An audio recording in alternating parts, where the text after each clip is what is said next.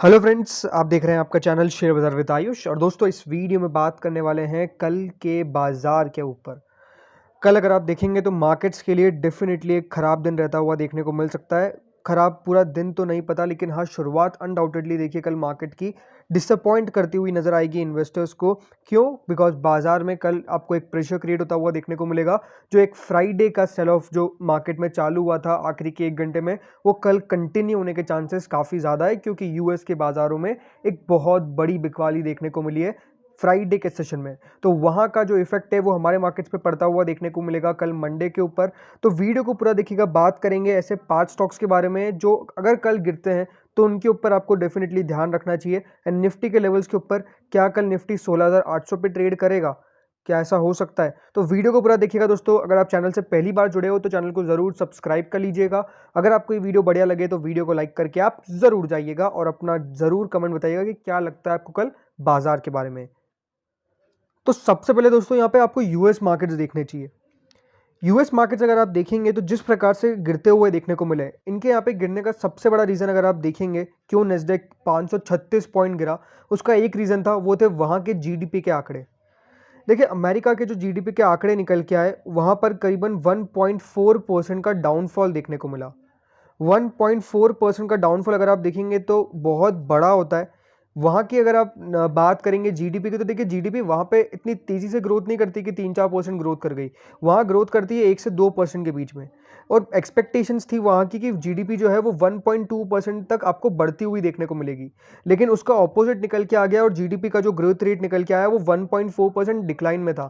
तो जब दोस्तों ये डिक्लाइन निकल के आया, तो कह सकते हैं कि देखिए वहाँ के मार्केट्स ये दबाव झेल नहीं पाए और सबसे ज़्यादा जो गिरा वो नेस्डेक था। और दोस्तों, जो कल नेस्डेक में गिरावट होती हुई देखने को मिली, वो 2008 के फाइनेंशियल क्राइसिस के बाद सबसे बड़ी गिरावट वहाँ पर दर्ज की गई है। सो आप समझिए, Nasdaq index marks first monthly drop since 2008 financial crisis. और ये कह सकते हैं कि देखिए सबसे बड़ी बात क्या है कि जिस प्रकार से कल गिरावट हुई वो टेक हेवी स्टॉक्स में होती हुई देखने को मिली। टेक हेवी स्टॉक अगर आप देखेंगे तो वो करीबन 13.3% ड्रॉप कर चुके हैं अप्रैल के अंदर। सो इन्वेस्टर्स ने डेफिनेटली काफ़ी ज़्यादा दिक्कतें देखी है। क्यों देखी है? Because of higher interest rate and slower growth.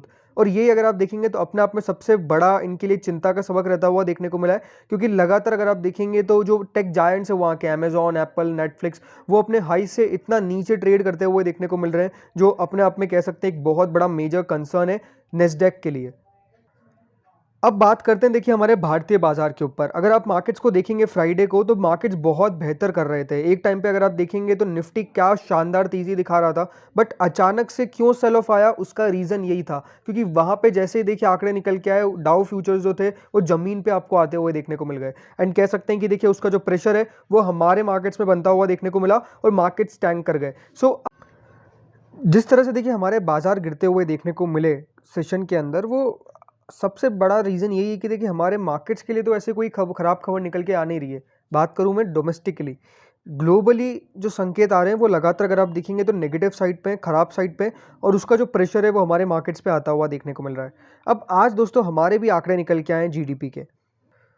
GDP आंकड़े निकल के आएंगे, मतलब एक फोरकास्ट निकल के आ चुका है और कहा जा रहा है कि 7.2%, 7 to 7.2% जो है वो इंडिया का, अगर आप देखेंगे FY23 का जीडीपी फोरकास्ट आता हुआ देखने को मिल सकता है, क्योंकि अनसर्टेनिटी है लगातार रशिया यूक्रेन के अंदर। और वही कह सकते हैं कि देखिए जीडीपी के आंकड़े जब निकल के आएंगे तो ये काफ़ी इंपॉर्टेंट रहने वाला है बाजार के लिए। कह सकते हैं कि ये एक अच्छा फैक्टर भी हो सकता है अगर हमारे आंकड़े बढ़िया निकल के आते हैं, क्योंकि जो ग्रोथ रेट है वो डेफिनेटली देखिए 7.6% से नीचे आती हुई देखने को मिलेगी। बट जिस प्रकार से देखिए जो चीफ इकोनॉमिस्ट है देवेंद्र पंत और प्रिंसिपल इकोनॉमिस्ट सुनील कुमार, उन्होंने साफ साफ यही कहा है कि जो भी देखिए आंकड़े निकल के आएंगे उसको इस नज़र से देखना चाहिए कि रशिया यूक्रेन का वॉर बीच में आ गया, जिसने कह सकते हैं कंज्यूमर का सेंटीमेंट खराब किया है। सो इंडिया रेटिंग अगर आप देखते हैं जिस प्रकार से जीडीपी के ऊपर लगातार आती हुई देखने को मिली है, वो यही है कि लगातार जो ग्रोथ रेट हमको देखने को मिलनी चाहिए उसके आसपास ही हम चलते हुए देखने को मिल रहे हैं। उन्होंने ये भी कहा है कि FY23 के अंदर 10.6 से 10.8% के आसपास यहाँ पर आनी चाहिए थी, लेकिन जो लोअर ट्रेंड आता हुआ देखने को मिला है वो बस इस दो सिनेरियो के कारण आता हुआ देखने को मिला है। सो अनडाउटेडली इसके ऊपर वेट करना पड़ेगा। तो अब आगे बात करेंगे निफ्टी के बारे में, लेकिन कल कौन से 5 शेयर है जिसके ऊपर आपको नजर रखनी है, चलिए अब उसके ऊपर एक बार बात कर लेते हैं। दोस्तों, जो पहला शेयर है जो आपको रिकमेंड करूंगा वो होगा कोल इंडिया। कोल इंडिया क्यों? बिकॉज अब कह सकते हैं कि देखिए लगातार खबरें भी निकल के आ रही है यही खबरें कि जो सरकारें हैं, स्टेट गवर्नमेंट्स, उन्होंने बहुत सारी इंडस्ट्रीज़ को जो इलेक्ट्रिसिटी देना है वो 50% तक कम करना पड़ रहा है, बिकॉज़ कोल की बहुत ज़्यादा किल्लत पड़ती हुई देखने को मिल रही है। और दिल्ली में भी अगर आप देखेंगे तो ये होता हुआ देखने को मिल रहा है। तो आई थिंक कोल इंडिया का स्टॉक है जो फोकस में रहता हुआ देखने को मिलेगा, क्योंकि लगातार ये दिक्कत आती हुई देखने को मिल रही है। तो हो सकता है कि देखिए कल खराब मार्केट में भी आपको ये ऊपर जाता हुआ देखने को मिले, बिकॉज़ कोल की प्राइसेस जो है वो बेतहाशा आपको बढ़ती हुई देखने को मिलेगी।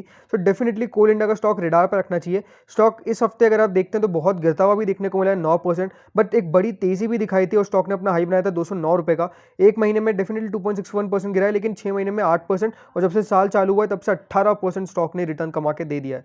सो कह सकते हैं कि देखिए कोल इंडिया फिर से वापस से आपको बाउंस बैक करता हुआ देखने को मिल सकता है। 180 के स्टॉप लॉस के साथ मेरी सलाह होगी खरीदारी करने की, और यहाँ पर टारगेट जो है कल का मुझे लगता है 188 का आपको इंट्राडे के अंदर भी आता हुआ देखने को मिल सकता है। तो डेफिनेटली नजर रखिएगा कोल इंडिया के ऊपर। दूसरा दोस्तों जो शेयर होगा वो रिलायंस इंडस्ट्रीज का होगा। आई थिंक रिलायंस को फोकस में भी रखना चाहिए, क्योंकि अब नंबर्स भी देखिए काफ़ी पास आपको आते हुए देखने को मिलने वाले हैं। अनडाउटेडली कल यहाँ पर कोई तेजी की एक्सपेक्टेशन मुझे नहीं लगती है, कल गिरावट ही होती हुई देखने को मिलेगी। लेकिन अगर ये आपको वेल प्लेस मिल रहा है, क्योंकि एक महीने में स्टॉक ने 5%, लेकिन जब से साल शुरू हुआ है तब से इसने भी 17% की रिटर्न, तो ये अलग तेजी आपको करता हुआ देखने को मिल रहा है। अपने हाइज अगर आप देखेंगे तो 2856 के, जो आपको मंडे को ही माफ कीजिएगा फ्राइडे को लगते हुए देखने को मिले थे। एंड हो सकता है कि देखिए कल थोड़ी बहुत गिरावट देखने को मिले। अगर ये आपको 2750 2700 के आसपास मिले तो आई थिंक वो बाइंग रेंज होगी, एंड डेफिनेटली वहां पर मेरा सजेशन होगा कि इसके अंदर अपनी खरीदारी करके चल सकते हैं, क्योंकि जो नंबर्स है वो तो अनडाउटेडली मार्केट्स के फेवर में आते हुए देखने को मिलेंगे। तो ऐसा कोई घबराने वाली बात नहीं है। अगर आपको 2700 सपोजिबली मार्केट कल बहुत गिर जाता है तो 2650 के आसपास भी मिल जाए तो डेफिनेटली रिलायंस के ऊपर तो आपको कल नजर रखनी ही चाहिए। जो तीसरा स्टॉक होगा फ्रेंड्स वो होगा एचडीएफसी बैंक। एचडीएफसी बैंक के अंदर खरीदारी करने की सलाह क्यों है, क्योंकि अगर आप देखेंगे लास्ट 5 दिनों के अंदर कुछ ना कुछ तो हो रहा है। स्टॉक ने एक बहुत बड़ी गिरावट दिखा दी है, और कह सकते हैं कि देखिए अब जो गिरावट है वो वापस से आपको थोड़ी सी बाउंस बैक होता हुआ देखने को मिल रहा है। And I think HDFC bank के ऊपर आप नजर रखना चाहिए।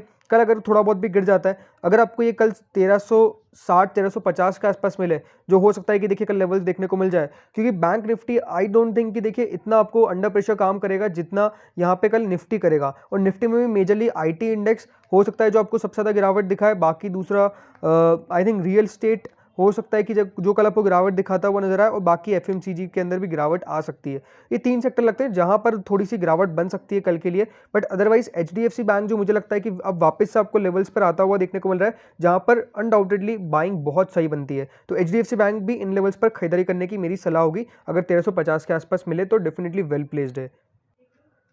चौथा स्टॉक दोस्तों जो होगा वो होगा एचयूएल। एचयूएल भी अगर आप देखेंगे तो काफ़ी तेज़ी से नीचे आता हुआ देखने को मिला था।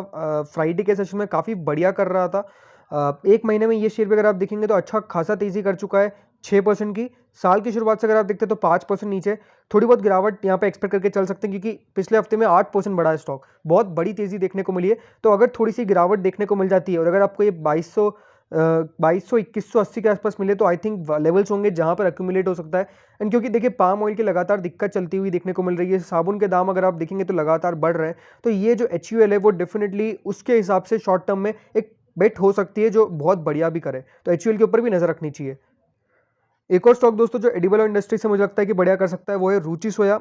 आफ्टर एफपीओ ये कह सकते हैं कि देखिए अपने आप में बहुत बड़े आपको जायंट्स बनते हुए देखने को मिलेंगे मार्केट्स के अंदर, क्योंकि जो एफपीओ आया उसने सारी डेट तो खत्म कर ही दी है, लेकिन और एडिशनली में सबसे बड़ी बात तो देखिए जो पाम ऑयल है या फिर कहूँ एडिबल ऑयल, उसका जिस प्रकार से यहाँ पे काम चलता हुआ देखने को मिल रहा है वो सारी इन कंपनीज को बेनिफिट दे रहा है।